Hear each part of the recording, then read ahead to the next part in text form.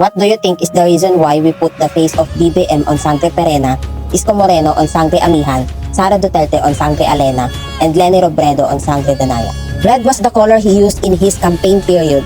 BBM is the son of Ferdinand Marcos, which is everyone sees like a villain in our country, and majority of people is hating the running blood Marcos.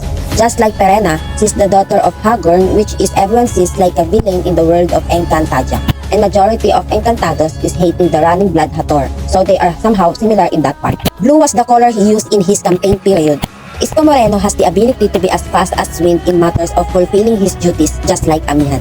Since it is not new to the knowledge of the majority, he somewhat fixed Manila before the end of his term as mayor of the city of Manila. Green was the color she used in her campaign period. Sara Duterte and BBM were allies, and it has similarities in a certain episode of Encantadia, which shows the alliance of Sangre Alena and Perena. She is not just a woman. She has the bravery to fight men. Leni Robredo is not the kind of woman who will submit to any man. One thing about her, she fears no one when it comes to her principle, even though it's risking her own life, just like the personality of Sangre Danaya.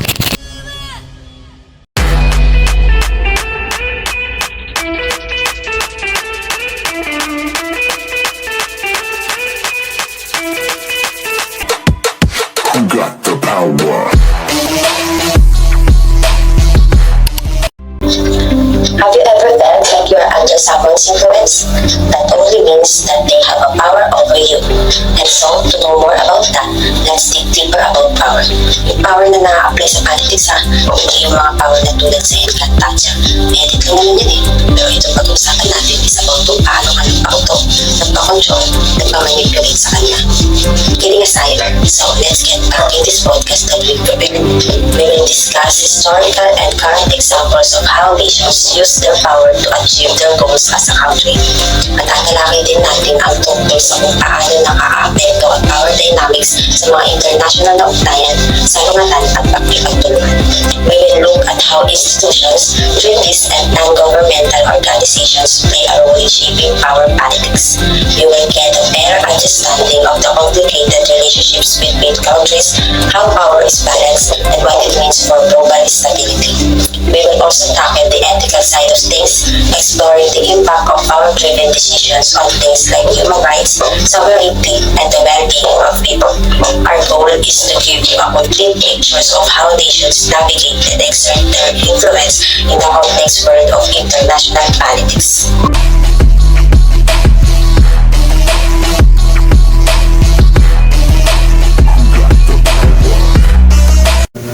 Being able to have an impact on how people behave or even have complete control over it is what we call power. If we apply politics, it simply refers to countries or groups using their political and military power to influence others. Hindi ba may tinatawag na the nature of power? Paano natin yun madedetermine agad? Yes, there is. And it can be easily determined kasi nahati na sa tatlong kategory. At ito yung power over, power to, and power with.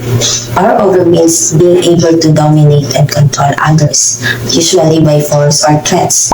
Power to, on the other hand, is the ability to get things done on your own, using your own smarts, resources, knowledge, and energy.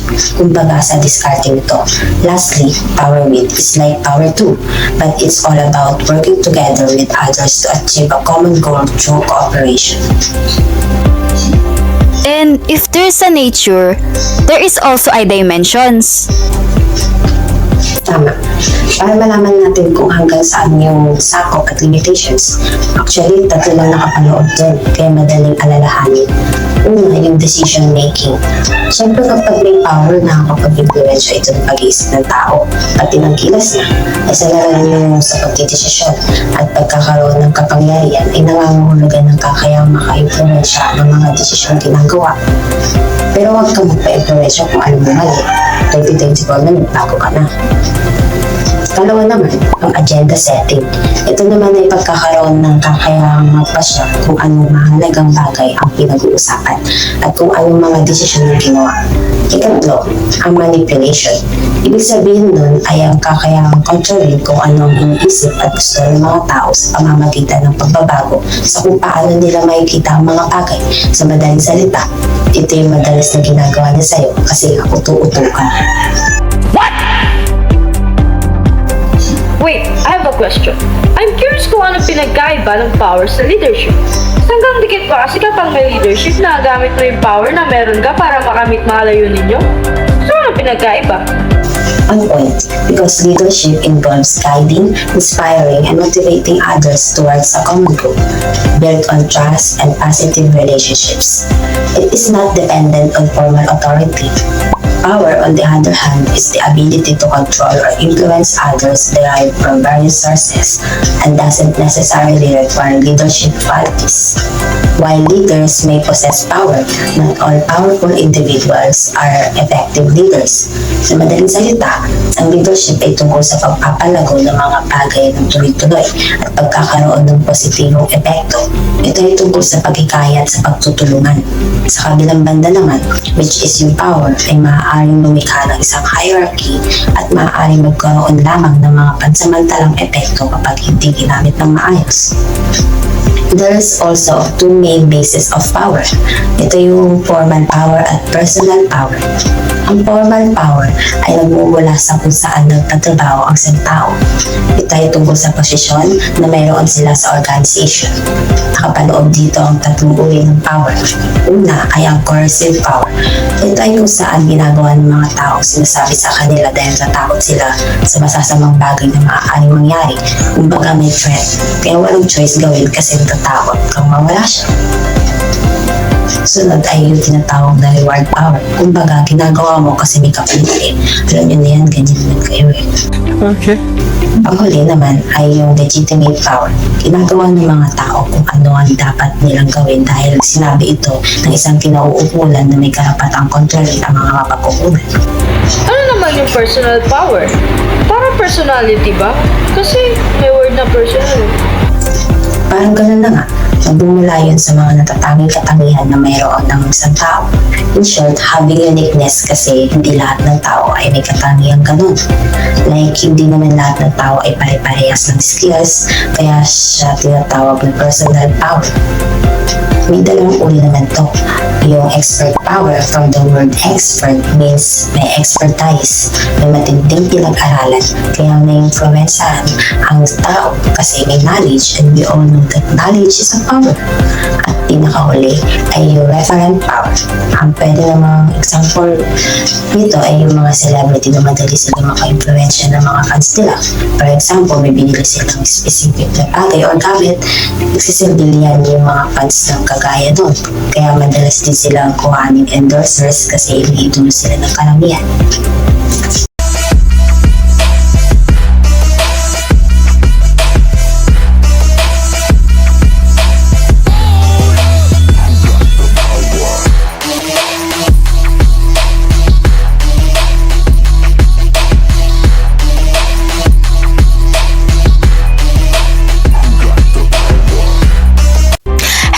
Hello everyone! I'm Vanessa and welcome to our episode 2! Bago nga tayo magsimula sa episode 2, talakayin muna natin kung ano nga ang meaning ng power tactics. Power tactics are integral part of human behavior in organizational settings. They are used to gain, maintain, or exercise power and influence over others to achieve specific goals or objectives. So, this tactic is basically based on the authority granted by one's position within the organization. Precisely, it involves relying on the legitimacy of one's role to make decisions and gain compliance. Actually, there are 9 major of power tactics. The first one is legitimacy. Legitimacy is simply relying on your authority position or saying a request accords with organizational policies or rules. This tactic is based on the authority granted by one's position within the organization. It involves relying on the legitimacy of one's role to make decision and gain compliance. O di ba, di nyo kaya? English yung explanation natin dito. I don't understand a word you just said. So, ayun na nga, startup organization. Ito yung mga founders na gumagamit ng kanilang otoridad upang kumbinsihin ang mga tao na maglaan ng mahabang oras bawat linggo upang matulungan ang kumpanya na makasurvive. So example, I'm the boss of a specific company. So I have the authority to assign projects to my employees. And if they don't do it, then I have the legitimate power to fire them out of my company, right? That's exactly right. It's like you had enjoyed legitimate power as the CEO of your company. So, you could set deadlines and employees complied even if they thought the deadlines were overly ambitious. So, yung go-to action mo dyan ay tanggalin sila sa trabaho. Michael, you quit the other job, you're fired here. As long as may malinaw ka naman na rason para tanggalin sila, di ba? So, ayun na nga guys. So, mag-move on naman tayo sa second tactic, which is rational persuasion. Wait, I'm curious about rational persuasion. So, from the word persuasions, this is persuasive, di ba? Yes, ito yung kinukumbinsi ang isang tao na gamitin ang mabubuting dahilan, lohikal na pag-iisip o katotohanan na may field of evidence. What's your example? Okay, so for example, I'm a doctor, giving persuasion to my patient, and in the expertise in my fields and how I influence is based on the use of logic and evidence. A lawyer could also be an example. Tumpak ka dyan, te. So talk to my lawyer na lang. So going back, the third tactic which is inspirational appeals. Ito yung isang tactic na tinatarget ang tao sa pamamagitan ng pag-akit sa kanilang mga damdamin, idea, at halaga. Parang ito yung appeal na nagagawa sa'yo ng crush mo. Uy! Huh? What? Biro lang. Ito yung nai-inspire ka niya na gawin ang isang bagay dahil may damdamin ka sa kanya. Kumbaga, naakit niya ang emotional capacity mo. Teka, parang marami na tayong nakaka-relate dito. Oh, kayo ba? Pag nagka-crush kayo, tinatarget nyo din ba agad? Oh, sige kayo, baka maunahan kayo ng iba dyan. Oh, you catching feelings? Ooh! So, para maging crush kayo ng crush nyo, ipakita nyo na yung mga moves nyo. O, di ba? Baka mapansin kayo ni crush. Sayang ang chance, mga B. So, basically, guys, this tactic seeks to tap into our values, emotions, and beliefs to gain support for our quest or course of action. So, sabi nga ni President John F. Kennedy, ask not what your country can do for you, ask what you can do for your country. O, sabi niya yon, di ba? So, ito daw ay isang effective inspirational appeals dahil nagpapakita daw ito ng authentic, personal, big thinking, and enthusiastic. So, someone told me that if I continue to work hard and put in effort, I will be promoted. Is it considered to be inspirational appeal? Because it inspires me and my values were targeted. Of course, that person is tapping into your aspiration to get a better job with more pay. You want to instill passion in what they want to accomplish. Inspiration in itself is influential. Okay, let's move on the fourth part, which is consultation. So ano naman ba tong tactic na to? So, this tactic refers to the influence agents asking others for help indirectly influencing or planning to influence other person or group. Consultation is most effective in organization and cultures that value democratic decision-making. Alam nyo ba guys, bago ka makapag-launch ng new project, kailangan yung team leader ay mag-consult na sa members nila. Bakit? Siyempre, para malaman mo kung may preferences ba sila, may suggestion, may ideas, para mas mapaganda yung gawa nyo o yung project nyo. That's a great idea. I'm with that. Diba? Kasi sa decision making, dapat lahat involved. Dapat lahat kasali. So for example, sa school, na-assign ka as a team leader. Siyempre, di porket ikaw yung leader, ikaw yung magdedesisyon sa lahat. Kailangan mo pa rin kunin yung desisyon ng iba, yung ideas nila, suggestion, saloobin. Nang sa ganun ay mas mapaganda pa lalo yung gawa nyo at the same time, mas magaan yung pakikisama nyo sa isa't isa. Sa family, di ba, sa paggawa ng decision making, kailangan bawat pamilya ay involved. bawat pamilya ay involved sa paggawa ng decision making na iyon. So kung ikaw, ganito kang leader, ibig sabihin, good leader ka, di ba? Maaasahan ka. Okay, a little about me. I respond to strong leadership. So, the team leader consulting on the board of members for the ideas to be shared at para makasiguro na natin check ang proyektong ilalunch. Yes, lalo na kapag may kailangan pang i-revise o kailangan pang pag-isipan ng mabuti bago ito ilungsad. Kasi di ba kailangan talaga natin ng opinion ng other members natin kung ito ba yung best na gagawin natin para dun sa ilulunsad natin na new project. So wag kayo mag-alala guys, we're halfway now. So the fifth tactic is exchange. Ito yung tungkol sa pagbibigay ng pangako at paggawa ng pabor para sa isa't isa. Kumbaga, ito yung mga pangakong napapako. What? Lang. So ito first to give and take. So kapag may ginawa sa sayo, in return, gagawin mo rin sa kanya. Kumbaga, kapag binato ka ng bato, batuhin mo rin ang bato. You're a clown, Steve. I'm tired of the clown show. Tired of it. Joke lang. Kabait tayo dito. So ito na nga, sabi, the rule of reciprocation says that we should try to repay in kind what another person has provided us. Kaya nyo ba yun naging mabait? Ako hindi. Kami lang. So, kaya natin yun. So, for example, kapag nag-work ka na, yung mga katrabaho mo mababait, tas ikaw, masungit, laging may toyo, diba? Di naman pwedeng sila mabait, ikaw, masungit. Kasi diba, kung ano yung pinapakita nila sa atin, dapat ganun din yung pinapakita natin sa kanila. We should be kind, guys. Is it necessary to always repay and reciprocate? Well, sa tingin ko hindi naman. If you're not capable enough to return the favor, then it's not that necessary. But this tactic says that we could try and we are always trying because we're afraid to feel the burden of utang na loob. Yes, correct. So ayun guys, nasa pang-anim na tactic na nga tayo, which is personal appeals. Itong tactic daw na ito ay tumutukoy sa friendship and loyalty while making a request. So kumbaga, pagbibigay ng tulong sa isang tao dahil pinapahalagahan mo siya at inihiling niya ang iyong tulong. Ito yung mga tinatawag na people pleaser daw. Uy, sino ko yung mga people pleaser dito?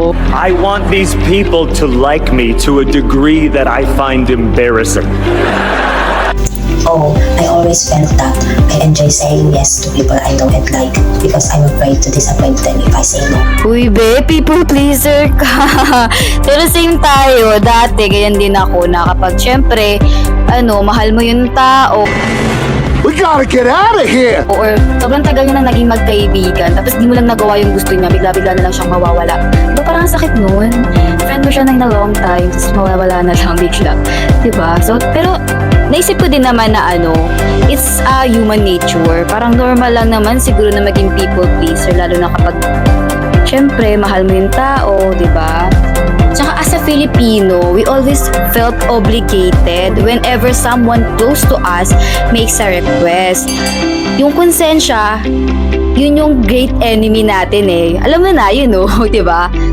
Kahit kayo, diba? Kapag di mo nagawa yung gusto ng kaibigan mo, tas parang nagpaparinig siya, ganito, ganyan, or parang nararamdaman mo na lumalayo siya, diba? Parang nandun yung konsensya, uy, bakit hindi ko to ginawa?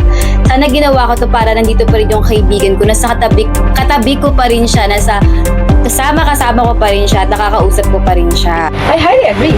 So anyways, ang daming chika. So, let's jump into 7th tactic, which is ingratiation. So, ano nga ba itong tactic na ito? Ang tactic na ito ay nag-emphasize on getting someone in a good mood prior to making a request. In simple words, it's all about battering someone before asking for something. Oo, sa concept na to, dapat ka maging mabait or matulungin bago ka manghingi ng request. Sana lahat alam mo ganitong way. Yung iba kasi sila pa ang galit kapag may pabor sila. Tama. Tayo na lang talaga yung nahihiya pag ganyan. Ako, So going back to its meaning nga, it refers to different forms of making others feel good about themselves. Ingratiation includes any form of flattery done either before or during the influence attempt. Research shows that ingratiation can affect individuals. I have come across this psychology trait which is called false flattery, and it can be defined by the word excessive, and it's a form of insincere praise. Does this count? Well, seriously, I think it counts as long as you affect them because they never know if what you're saying is really true or you're just saying those to get to them. So for example nga, kayo mag-best friend, nag-uusap kayo, nagchichikahan kayo. Tapos out of nowhere, bigla-bigla ka na lang niyang pupurihin. Like, te, ang ganda mo ngayon. Te, ang glowy mo, ang blooming mo. When ikaw sa sarili mo, alam mong stress ka sa course mo. Like, hindi ko nakikita maganda yung sarili ko ngayon, te. Tapos gano'n. Tapos mag-aas na yun ng favor sa'yo, sabihin sa'yo, te, pwedeng pagawa ng schoolworks ko. Ayun, ganun pala yun. Tapos, syempre, pag nakikita niya hindi ka pa pumapayag o hindi ka pa niya nako-convince, magpapakit pa yan sa'yo. O kaya, sabihin niya, te, ililibre na lang kita. Ano bang gusto mo? So, ikaw, sige te. So, yun yung tinatawag natin na ingratiation. So, we are now to the second to the last, which is the 8th tactic, and we call it pressure. So, ano nga ba itong pressure na ito? Ang tactic na ito ay nagpo-focus on demanding compliance or using intimidation or threats. Oh, I always felt this. As a striving student, it is common to us because the pressure is really on, especially in college. Yes, this is similar to what you felt, but the pressure tactic is the use of threats expressed or implied to influence a subordinate. Threats can also be seen as demand or intimidation to convince others to comply with the request. This can also be seen in peer pressure when the leader forces the team to influence another person. Pressure can look similar to coercive power when used negatively. Let me share my experience though. Because I work extra hours to meet deadlines. Tapos ang dami pang demand ng boss ko. At pinagbantaan niya pa ako na i-fire sa trabaho ko kapag di ko na meet yung deadlines. So that gave me a lot of pressure. Really almost similar to coercive. I'm feeling a lot of pressure. Pressure right here in my guts. And it's building and building and building all the time. It's really similar to coercive because of the word threat. So we are now into the last tactic, which is coalition tactics. It is a tactic that prescribes getting others to support your effort to persuade someone. For instance, several students band together in order to ask a teacher for a deadline to be moved up. Ito yung mga kadalasang ginagawa ng mga estudyante ngayon. Kapag sobrang loaded na sila sa gawain, nauso pa yung voicemail kung saan malungkot yung boses tapos nagmamakaawa pa na i-move yung deadline. Parang ano naman to? Pero parang wala naman to sa section namin. Mababait kami guys. Kunyari di kami nagre-reklamo pero inside. Did you have a nice day at school? No, I did not. Actually, alam ko nang gawin yung tingilan mo. Go te, i-push mo na yan. Ako. So ayun guys, thank you for listening to my episode. Sana marami kayo natutunan mula sa akin. Kahit puro chika lang naman yung sinabi ko dito. Sige. Maybe because you never listen to anything that I say. I talk about her all the time.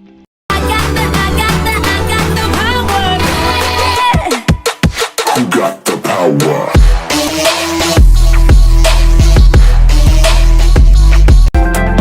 Welcome back! We're now in the episode 3, which is the last one. And it is all about preferred power tactics by influence direction. So, we'll talk first about this type of influences. Do you know what is upward influence? Well, it refers to situations where individuals are trying to influence their superiors or higher-ups within the organization. Upward influence can also take the form of an alliance with a higher status person. Ayan yung parang backer na tinatawag nila. Yes, tapos yung downward influence parang kabaliktaran lang. This refers to situations where individuals in positions of authority are trying to influence their subordinates or those lower in the organizational hierarchy. Lastly, this is the lateral influence. This refers to situations where individuals are trying to influence their peers or colleagues at the same organizational level. So, parang ayun yung pantay.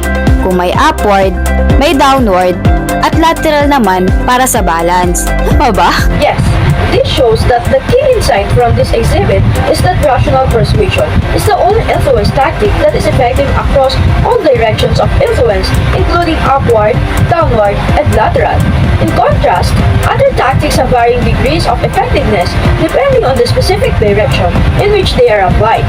This information can be valuable for individuals and leaders to understand which influence tactics are most appropriate and likely to succeed in different organizational situations. Nako te, I would probably use different influence tactics with my boss than I would with a peer or with employees working under me. Sexual harassment in the workplace is not limited to powerful men and subordinate women. It also includes powerful women and subordinate men, powerful men and subordinate men, and powerful women and subordinate women. Over the years, these variations and the toll it takes is always the same. The powerless suffering in ways that are often unimaginable, debilitating stress, anxiety and fear, hopelessness and helplessness, loss of self-esteem and self-worth, attempted suicides. Often the trauma caused by sexual exploitation goes further than just the victim. Families and fractured relationships are lost and joy from basic life activities turns into pain. It could ruin someone's life forever. It could give them the burden of a lifetime trauma. Right. Aside from those, sexual harassment is recognized at an international level as a form of violence against women, with many of the same underlying drivers as other forms of violence against women. So that's why the RA 9262 form, which was recalled Violence Against Women and Children. This law is very helpful addressing cases like this and to especially give justice to every victims. Yeah, actually, gender inequality occurs when power, opportunities, and resources are not shared equally between men and women in society, and when women are not valued and respected as much as men. Oh, which is what we call sexism and misogyny. So it's still happening nowadays around the world pa rin talaga. Ay, nako, palagi talagang namamalit ang mga babae na kung tutuusin, mas marami pa kayang gawin kaysa sa mga lalaki. Kaya nga 'di ba nabuo yung meme na parating tama ang mga babae. Paano naman? Wala naman talagang ginawang tama ang mga lalaki. But I think it could also happen to men. Madalang lang pero nangyayari kaya we shouldn't invalidate those who experience it, especially sexual harassment based on their gender. Because anyone can experience it regardless of gender. Minsan kasi kapag lalaki nakakaranas, ini-invalidate ng iba like may mga degrading words pa. We shouldn't normalize that. You guys are on a point. Because understanding sexual harassment as driven by gender inequality also recognizes that men and people with diverse gender identities and expressions also experience and are affected by sexual harassment. The 2018 national survey clearly showed that sexual harassment is an issue for men as well as women. However, women were more likely than men to have been sexually harassed in the workplace in the previous 5 years, while 39% of women compared with 26% of men. When looking at victims of sexual harassment overall, women made up of almost 3 in 5 of victims of workplace sexual harassment in the past 5 years. The survey confirmed all previous research and finding that the majority of workplace sexual harassment is perpetrated by men. 79% of victims of workplace sexual harassment were sexually harassed by one or more male perpetrators. Organizations limiting sexual harassment includes unwanted physical touching.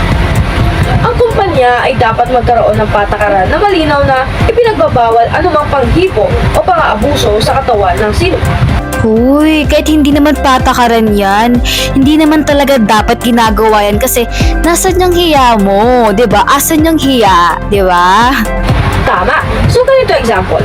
Ang isang empleyado ay may karanasang hinahawakan o hinihipo ng kanyang supervisor ang kanyang balikat, ngunit hindi niya gustong ginagawa ito sa kanya. Matapos niyang ipahayag ang kanyang hindi pagkakasang-ayon, ang kumpanya ay agad na uminos at ipinatigil ang ganitong asal ng supervisor. Parang minsan, hindi nagsasabi ang mga babae dahil tinatakot ng mga lalaki. Tapos, baka syempre masisante pa siya. Kaya talaga importante na hindi ini-invalidate yung mga nakaranas para syempre magkaroon sila ng lakas ng loob, no? More on cases talaga ganyan. Pero kung ikaw man makakaranas niyan, huwag kang matakot magsabi. Maraming batas ang magpoprotekta sa iyo at sa mga karapatan mo bilang babae. Mas magandang magdusa ang mga walang hiya kaysa mamuhay ng takot sa kanila. So, going back, there's recurring request for dates when it's made clear the person is uninterested. Kapag kasing walang interes sa'yo, huwag mong ipilit. Palagi mo na lang pinagpipilitan ang sarili mo. So, ang halimbawa niya ay kadalasan nararanasan ng iba. Yung madalas na inaalok ng isang katrabaho na mag-date kahit na paulit-ulit niyang sinasabi na wala siyang interes sa relasyon na ito. Kaya nang magsumiti siya ng reklamo patungkol sa behavior ng kanyang katrabaho at binigyan aksyon ito ng kumpanya na magkaroon ng patakaran ukol dito nang sa gayon ay mabigyan proteksyon at kaginhawaan ang lahat ng mga empleyado. Kung may ganitong issue man silang kinakaharap, may mga coercive threats din na nagaganap kung saan pinagbabantaan na mawawalan ng trabaho o sisisantiin kapag tumanggi sa sexual proposition. Ang pagbabanta na mawawalan ng trabaho kapag tumanggi sa sexual proposition ay dapat na mariin na pinagbabawal eh. Ito kaya ay isang malinaw na halimbawa ng sexual harassment na dapat makuwakasan. Tama te, baguhin natin ang lipunan. Ako. Pero, hindi na natin mababago ang isip ng mga taong mapang-abuso. May mga instances pa rin talaga na pinagbabantaan ng mga supervisor ang isang employee na mawawalan siya ng trabaho kung hindi niya tatanggapin ang hindi kanais-nais na sexual proposition. Nadiri, di ba? Pero nung nagreklamo na ang employee na yun, isinagawa ng kumpanya ang isang investigasyon at natuklasang may sapat na ebidensya upang tanggalin ang supervisor mula sa trabaho para magkaroon ng hustisya at pagkakapantay-pantay kahit na anong posisyon. Wala naman dapat sa posisyon ng pagbibigay ng respeto sa kapwa kahit pagkaan mataas ang posisyon sa kahit pa-big company. Wala yung karapatang mga abuso sa kahit anong paraan, lalo na sexually, kasi nasisira talaga ang reputasyon niya kung sakaling kulang. Malakas lang naman loob nila. Syempre, may pera sila, may pampiyansa sila para makalabas sa kulungan. Totoo, pero may mga patakaran pa rin naman naglilimita sa mga sitwasyon na hahantong dyan. Ito ay naglalayong mapanatili ang kaligtasan at kaginhawaan ng mga empleyado sa loob ng organisasyon. Ito ay nagbibigay daan sa kanila na magtrabaho ng may respeto sa kanilang dignidad at karapatan. There's ways that they can protect themselves and their employees from sexual harassment. Number 1. Make sure to have an active policy, inform employees, and establish procedures for how complaints can be made. Mahalaga na mayroong malinaw na patakaran ukol sa sexual harassment sa loob ng organisasyon. Dapat ipaalam na maayos sa lahat ng mga empleyado upang kanilang maunawaan ang mga ito. Kailangan magkaroon din ng mga proseso kung paano at kanino iaangkat ang mga reklamo kaugnay sa sexual harassment. So, ang isang company maglalabas ng mga patakaran na nagpapakita ng kanilang pagsuporta sa paglaban sa sexual harassment? Yes, at pinaalam nila ito sa lahat ng empleyado sa pamamagitan ng pag-aanunsyo, email at mga seminar upang itaas ang kamalayan ukol dito. Number 2. Ensure employees that they will not encounter retaliation if they issue a complaint. Halimbawa, isang empleyado ay nagkaroon ng karanasan sa sexual harassment mula sa kanyang supervisor. Dahil sa patakaran ng kumpanya na nagbibigay proteksyon sa mga whistleblower, siya ay naglakas loob na magreklamo ng walang takot sa anumang pagbabanta. Dapat talaga ganito magpatakbo ang lahat ng mga companies kasi 'di ba kapag maayos yung workplace environment, mas makakapagtrabaho yung mga employee nila. We hope so, but we can't avoid these incidents because of the mindset of people. So, there's a way to investigate every complaint and include the legal and human resource departments. For example, matapos magsumite ng reklamo ang isang empleyado, ang kumpanya ay gumawa ng isang pagsusuri kung saan kalahok ay ang mga eksperto sa HR at legal departments. Nasa gayon ay may pakita sa investigasyon na mayroong ebidensya ng sexual harassment at ang opisyal na aksyon ay kinuha batay nito. Number 4. Make sure offenders are disciplined or terminated. Kailangan magkaroon ng disciplinary action para sa mga lumalabag ng patakaran ukol sa sexual harassment. Hay, dapat lang talaga panagutin ang mga yan sa mga kasamaang ginawa nila. Kasi kung hindi, mas malakas loob nila which is kakapalan na ng mukha yun te. True! That's why there's more way, like set up in-house seminars to raise employee awareness of the issues surrounding sexual harassment. Mahalaga na ang mga empleyado ay may sapat na kamalayan ukol sa sexual harassment. Ang mga seminar o pagsasanay sa loob ng kumpanya ay maaaring gamitin upang magkaroon sila ng kaalaman tungkol dito at maunawaan ang mga aspeto ng respeto at tamang pag-uugali sa trabaho. Sa pamamagitan ng mga hakbang na ito, ang organisasyon ay maaaring mapanatili ang proteksyon laban sa sexual harassment at magkaroon ng isang kaligtasan at ligtas na kapaligiran para sa kanilang mga empleyado. So, let's topic shift to abuse of power. It is the misuse of a position of power to take unjust advantage of individuals, organizations, or governments. So if I ask you, Vanessa, how do power affects people? What do you think? Toxic effect syempre. At saka, nakadepende ang power sa personality ng tao. Kung sino ba siya. Tsaka, power doesn't really corrupt those with anxious personalities because they are less likely to think that using powers benefits them. Exactly. And the corrosive effects of power can also be contained by organizational systems. We have the power to blunt the negative effects of power. The people who are most likely to abuse power are those who are low in status and gain power. Power affect people by political skills. Political skill, ability to influence others to enhance one's own objectives. Certain traits make business leaders more likely to have political skill. For example, someone who is extroverted and self-confident is more likely to be politically skilled than someone who is introverted and self-conscious. These personality traits develop over the course of people's lives and result from their life experiences and upbringings, so they can be hard to modify. However, people who don't currently possess political skills, key characteristics, can learn them if they're willing to put in the effort. Partnering with business mentors who are already politically skilled helps your clients learn these characteristics. For serious confidence issues, going to therapy may help your clients address the root of their self-doubt. Taking courses on politics or reading books about leaderships also helps your clients increase their political skill level. So here are some political skills for effective influence. Politically skilled are more effective users of all the influence tactics. Ang mga taong mataas ang political skill ay mas magaling sa paggamit ng mga estratehiya at paraan para maimpluwensyahan ng iba. Maaaring gamitin nila ng maayos ang iba't ibang paraan tulad ng pagsusuyong lohikal, pagbuo ng mga alyansa, o pagkonsulta upang makamit ang kanilang mga layunin. Political skill is more effective when the stakes are high. Kapag malalaki ang mga kahihinatnan o epekto ng isang desisyon o sitwasyon, mas maalam ang mga taong may political skill sa pag-navigate sa mga masalimuot na sitwasyon at negosasyon. Maaari nilang gamitin ang kanilang pag-unawa sa mga politika sa opisina upang tiyakin na magiging maganda ang resulta. Those with political skill can exert their influence without others detecting it. Madalas ang mga taong may mataas na political skill ay may kakayahan na impluwensyahan ang iba nang hindi nagdudulot ng atensyon sa kanilang mga tactics. Maaaring sila ay nagbabahagi ng impormasyon at mapagkukunan ng solusyon ng maayos nang hindi napapansin ng iba.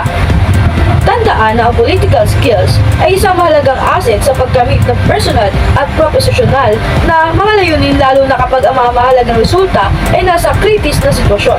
Gayunpaman, mahalaga na tandaan na ang mga aspeto ng etika ay dapat laging gabay sa paggamit ng political skill upang tiyakin na impluwensya ay isinusulong ng patas at sa isang tapat na paraan na sumusunod sa mga halaga at layunin ng organisasyon.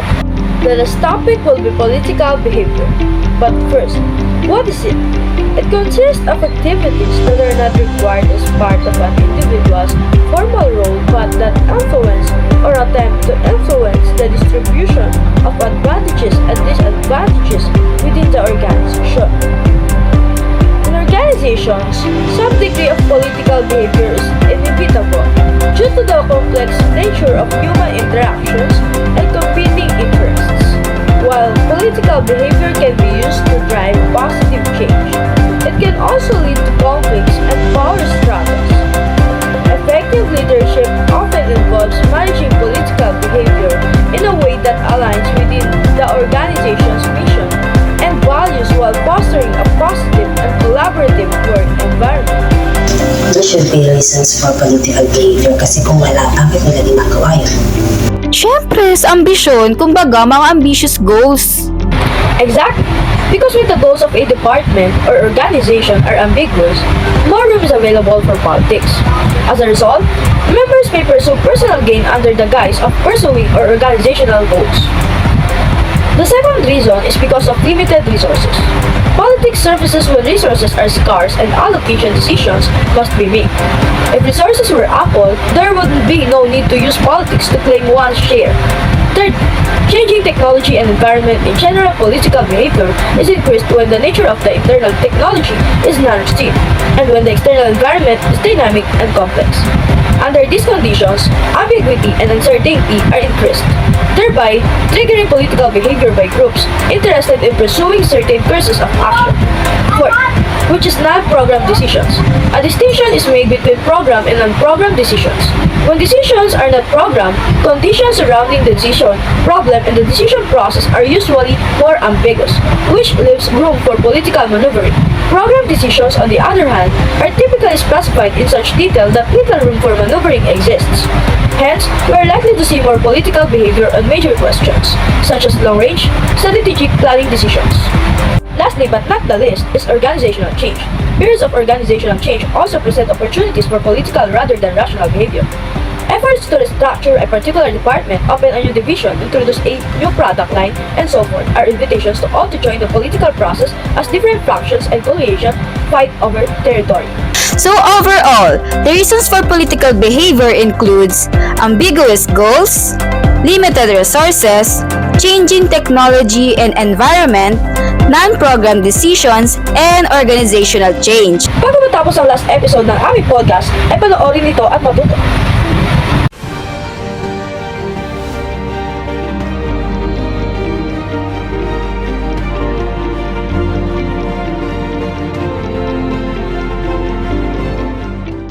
The reality of politics. Political dynamics arise because of the increased competition for few resources in ecosystems with limited resources. Different perspectives on the fairness and efficiency of the allocation process are frequently sparked by the distribution of limited resources. Perceptions can become warped, with employees viewing the activities as defensive maneuvers and managers thinking they are recording judgments.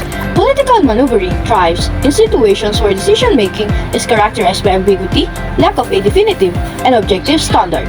Because of this confusion, people, especially the managers, are more likely to act strategically in order to navigate the uncertainty and sway outcomes to their advantage.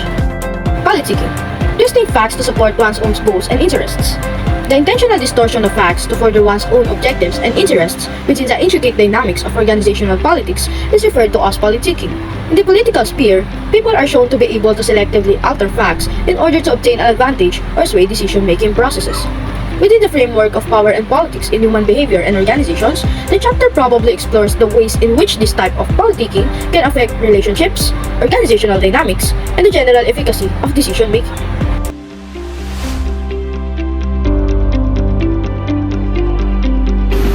Responses to organizational politics. The exhibit summarizes extensive research to reveal that, as a general trend, most employees tend to abstain from engaging in high level of politics, and their reaction to organizational politics are predominantly negative. This negative reaction can take many different forms, such as obvious decrease in overall performance, elevated level of stress and anxiety, higher work turnover, and decreased job satisfaction. The chapter might emphasize how important it is to comprehend how employees generally hate politics and the negative effects this has on the productivity and well-being at work. Impression management is the strategic process by which people try to influence how other people perceive them. The chapter might go into detail about how people use impression management to project a certain image, sway opinions, and negotiate the complex dynamics of corporate politics. This tactic could entail selecting words, deeds, and general manner with care in order to influence how co-workers view them. The chapter discussion may highlight the value of impression management as a tactic people use to improve their reputation, forge partnership, and successfully negotiate the political and power dynamics inside the organization. In important contexts like employment interviews and performance reviews, the chapter might highlight its applicability.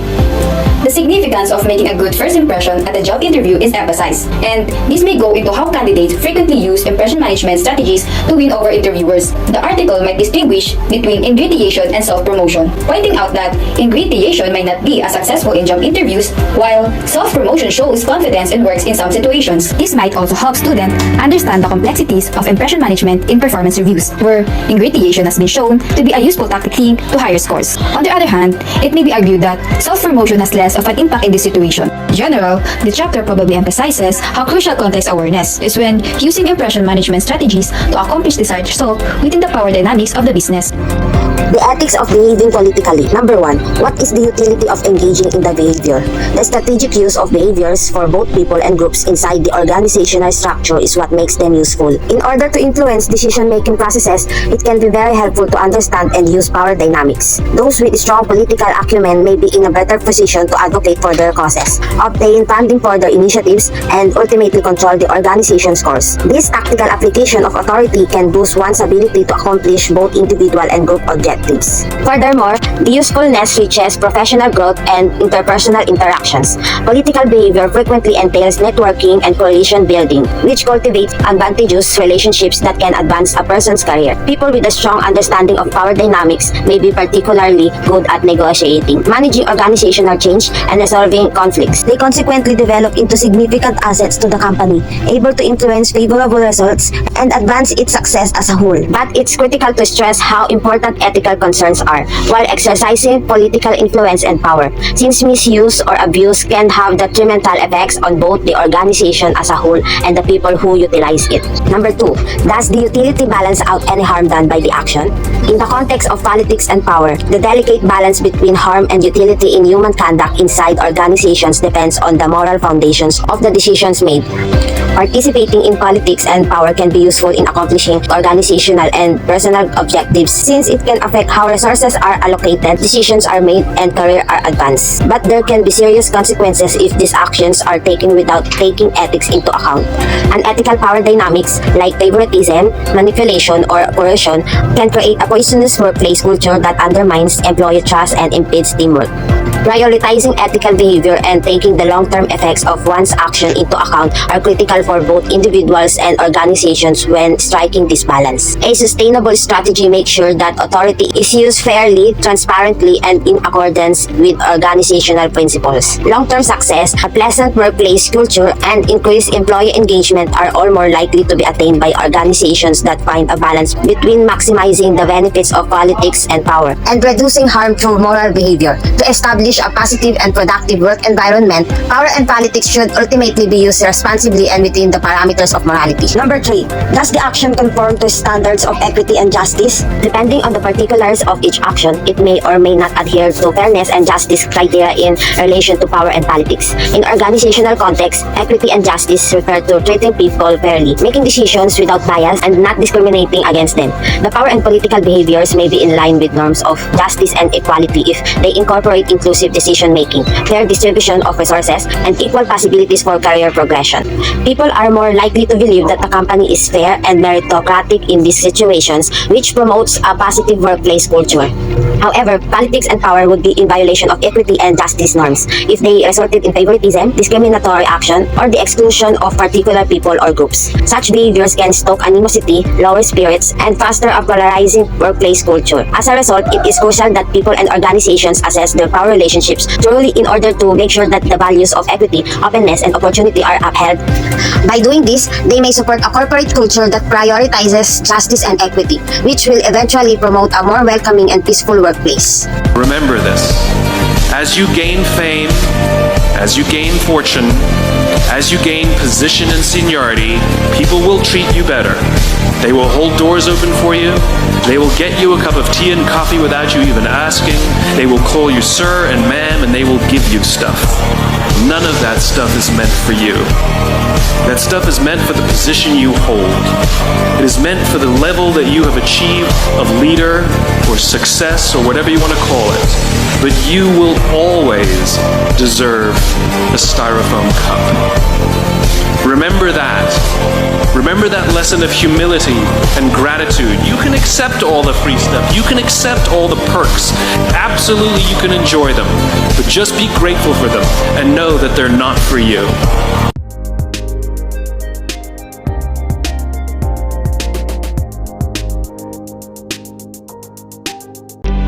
Power and politics are integral aspects of human behavior within organizations. By understanding the different phases of power, influence tactics, and the causes and consequences of political behavior, individuals can navigate the complexities of organizational dynamics more effectively. It is crucial to consider the ethical implication of political action and be mindful of cultural influences. By fostering a positive and ethical organizational culture, individuals can contribute to a harmonious and successful work environment. As we conclude this episode, remember that power and politics are inherent in organizational behavior. By understanding these dynamics and employing effective strategies, we can navigate this landscape with integrity and contribute to a positive organizational culture. Join us next time for more insights into organizational behavior.